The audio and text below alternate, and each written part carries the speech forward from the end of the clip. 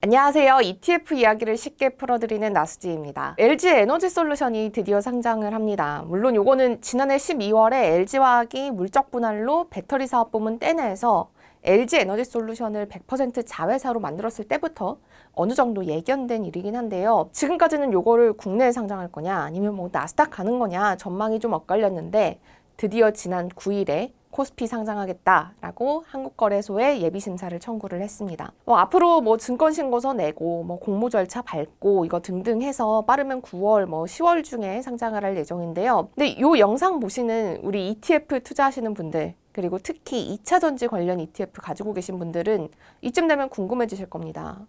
그러면은 지금 ETF에 들어있는 LG화학 요거 어떻게 되지? LG 에너지솔루션으로 교체되나? 된다면 언제, 어떻게 되나 이런 것들이요. 오늘은 이 ETF들의 종목 교체, 특히 LG 에너지솔루션에 대해서 이야기를 해보려고 합니다.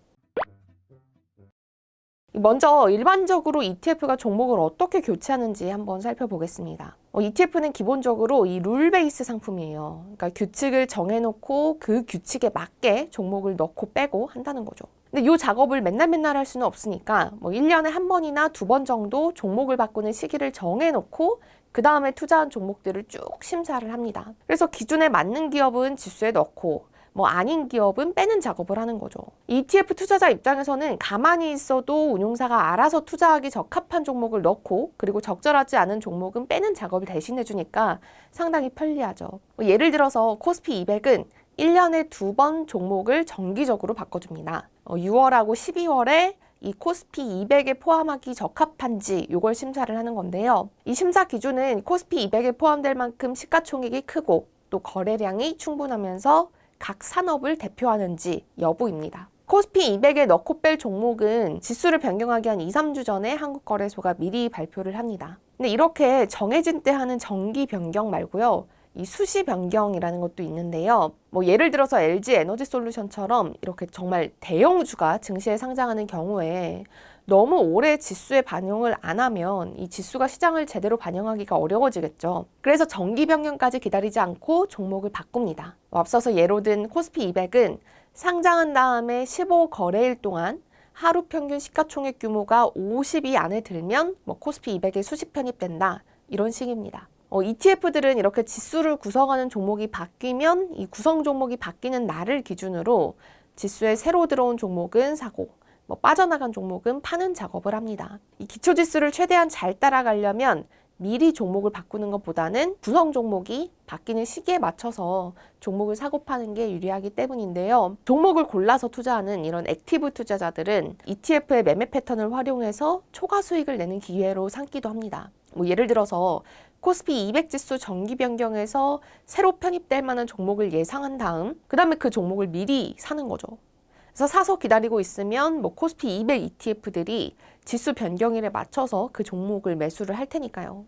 반대로 코스피 200 지수에서 빠질 걸로 예상되는 종목은 주가가 좀 단기적으로는 부진할 거다 이런 식으로 예상하는 식입니다.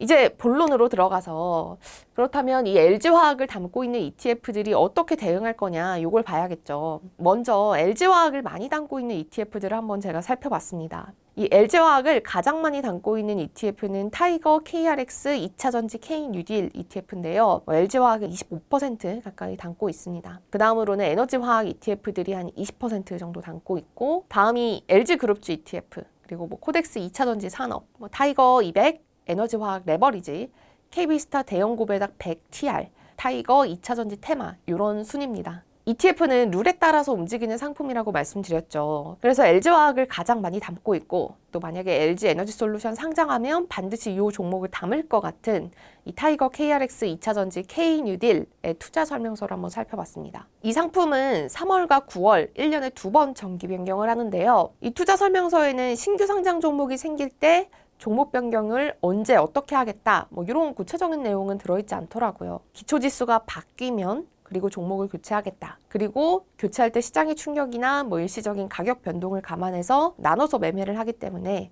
일시적으로 지수에 담긴 종목이 아니라 다른 종목을 담고 있을 수도 있다. 이것 때문에 일시적으로 계리율이 커질 수 있다.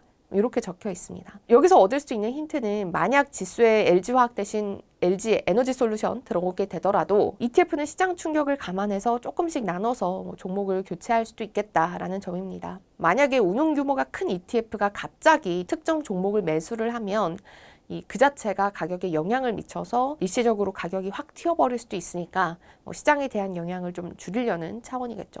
이렇게 투자 설명서에서 별다른 해답을 얻지 못한 저는 이 지수를 만든 한국거래소의 지수 방법론을 한번 살펴보기 시작을 했습니다. 2차전지 K뉴딜 지수의 종목을 바꾸는 방법에 대해서 적혀 있는데요. 여기에는 수시 변경의 요건으로 기존 투자 종목이 상장 폐지되거나 관리 종목으로 지정되거나 기타 부적합하다 이렇게 인정되는 종목이라면 이 종목을 빼고 예비 종목을 편입한다 이렇게 되어 있습니다. LG화학에는 해당되지 않는 내용이죠.